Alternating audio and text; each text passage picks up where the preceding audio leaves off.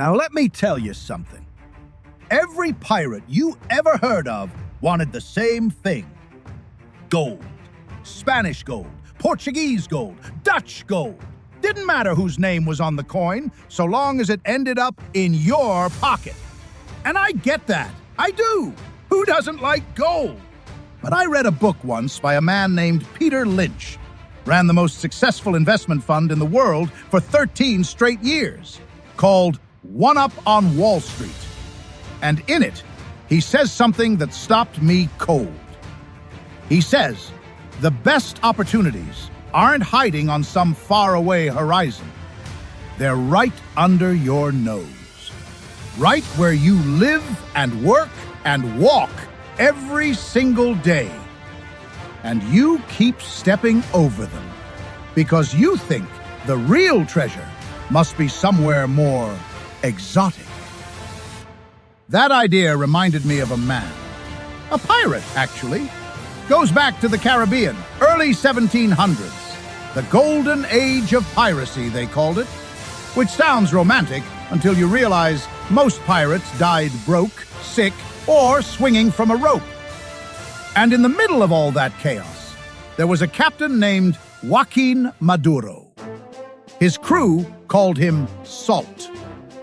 Salt was, by any honest measure, the worst pirate in the Caribbean. I mean, genuinely, spectacularly bad at it. His first raid, a slow-moving merchant brig carrying boats of silk, he approached from the wrong side of the wind and spent 6 hours chasing a ship that should have taken 20 minutes. By the time they boarded, half the cargo had been dumped overboard and his own sail had a tear clean through it. His second ship? Captured beautifully. Textbook boarding. And it sank. Sank. 11 days later because nobody checked the hull. His crew started calling the ship the Coffin, which, if you're a captain, is not the reputation you want. But here is what nobody noticed about Salt. While every other pirate was out swinging cutlasses and chasing galleons, Salt's watching.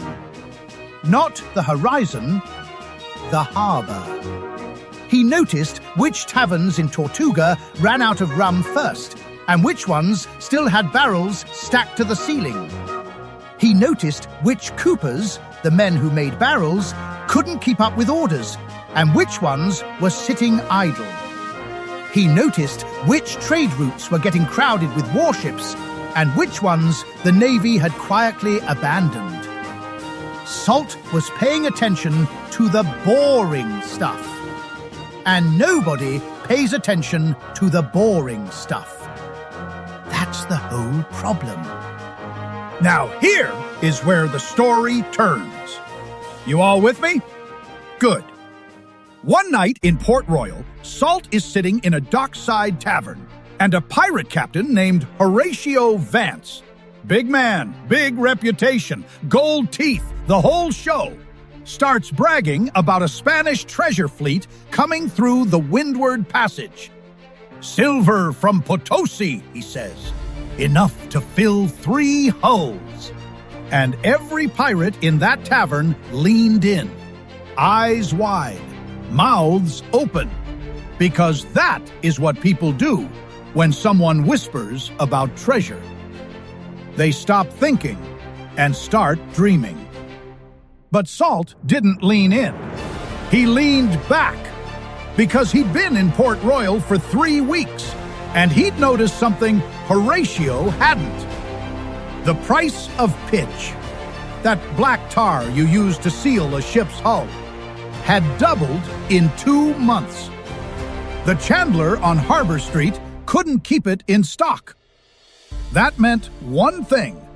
Every captain on the coast was repairing and outfitting at the same time, which meant the Windward Passage was about to be the most crowded, most dangerous stretch of water in the hemisphere. Half those ships would end up fighting each other before they ever saw a Spaniard. Peter Lynch calls this having an edge.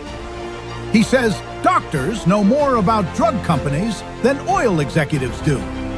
Shoe store owners know more about the shoe business than aerospace engineers. And yet, and this is the crazy part, the doctors invest in oil, the oilmen invest in drugs, and the shoe store owners buy aerospace stocks. Everyone chases the tip from the stranger, instead of trusting what's right in front of them. Salt trusted what was in front of him. He didn't chase the treasure fleet. Instead, he took the small pile of coin he'd scraped together and he bought a stake in the cooper's workshop.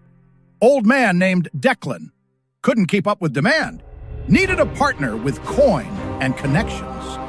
Salt walked in, put money on the table, and said, "I don't want to steal barrels.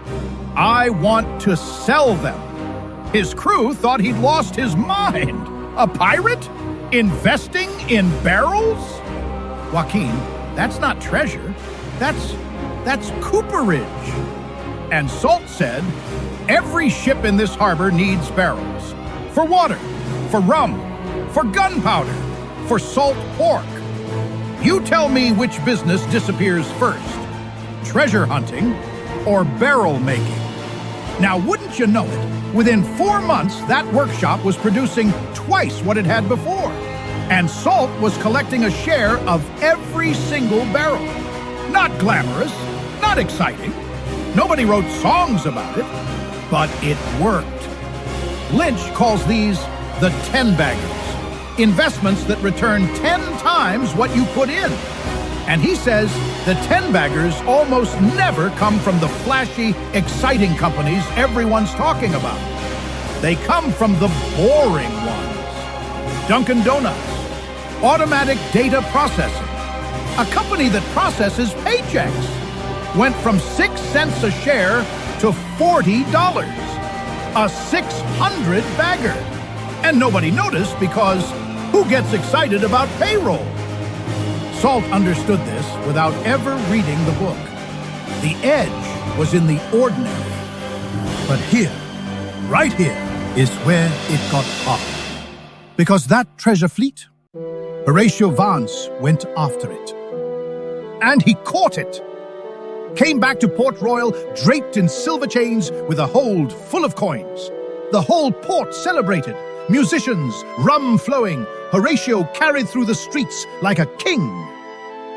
And Salt stood on his little dock next to his barrel workshop and watched. And a voice in his head, the same voice that's in your head and my head, said, "You're a fool, Joaquin. You're making pennies on barrels while real men are making fortunes." That voice is loud, and it is a liar. Because here is what Salt didn't know yet. Lynch writes about this.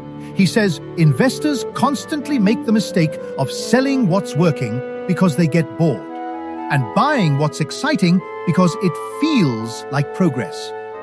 He calls it the mistake of pulling the flowers and watering the weeds.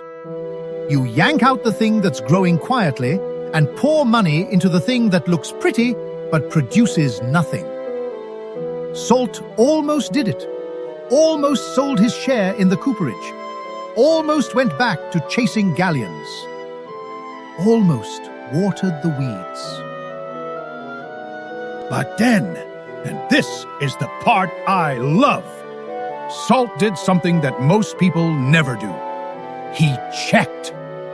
He sat down with old Declan and they looked at the actual numbers. How many barrels sold this month versus last? What the margins were? What repeat orders looked like? Lynch says this is the whole game. He calls it the 2-minute drill. Before you buy or sell anything, you should be able to explain, in 2 minutes or less, why the company is going to do well. Not a feeling, not a rumor. The actual story. Salt's story was simple. Every ship needs barrels. The fleet is growing. Declan's quality is the best on the island, and there's only one other cooper within 50 miles. That is a story. What was Horatio's story? I heard about a treasure fleet from a man in a tavern. That is not a story. That is a rumor. And would you believe, 6 months later, Horatio Vance was dead. Walked into an ambush off Hispaniola. 3 warships waiting. All that silver at the bottom of the sea. Half his crew hanged. The other half washed ashore with nothing. Because Horatio never checked. Never asked why the tip was so good and so easy to get. Lynch says, if the barber and the shoeshine boy are both giving you the same stock tip, it's already too late. Salt didn't become the richest man in the Caribbean overnight. That's not how it works. Not in the 1700s, not now, not ever. But over the next 3 years, he bought a share in the pitch supplier, then a stake in a sailmaker, then a small warehouse near the docks. Each time, it was something he understood, something he could see and touch and count. Not a rumor, not a dream. A business. He never stopped being a pirate. He just changed what he was hunting. Not treasure, value. In the places nobody else was willing to look. While every captain fought over the same shrinking pile of Spanish silver, Salt was quietly building something that grew a little bigger every single month. By the time the Golden Age ended, when the Navy came in force and the hangings started, most pirates had nothing. Literally nothing. The ones who chased the biggest scores were the most broke. But Salt owned half the harbor. Not because he was the bravest or the smartest or the luckiest. Because he paid attention to what was right in front of him. And he didn't flinch when other people's fortunes looked bigger than his. Peter Lynch managed a fund called Magellan, turned it into the best performing fund in the world. And the thing he kept saying over and over in One Up on Wall Street was this: the amateur has the advantage, not the professional, not the expert with the fancy models. You. Because you walk through your life every single day surrounded by information that Wall Street hasn't figured out yet. The store that's always packed. The product your whole office switched to. The company in your town that can't hire fast enough. You already have the edge. You just keep stepping over it. So let me ask you something. And I mean really ask you. What's the thing in your life, your work, your neighborhood, your daily routine that you keep noticing but haven't acted on? What's your barrel workshop? Because Peter Lynch says you don't need a stock tip from a stranger. You don't need a hot lead or a lucky break. You need your own 2 eyes and the courage to trust what they're telling you. The treasure isn't on the horizon. It never was. It's in the harbor. It's been there the whole time. And if you want to read the book Salt never got to read, but somehow already understood, pick up One Up on Wall Street by Peter Lynch. It'll change the way you see every store you walk into and every company you pass on your drive to work. Now, if that story meant something to you, and I think it did because you're still here, do me a favor. Hit that like button. Subscribe if you haven't already. And come back next time, because I've got another story. And this next one, oh, this next one is something else entirely. Until then, keep your eyes on the harbor.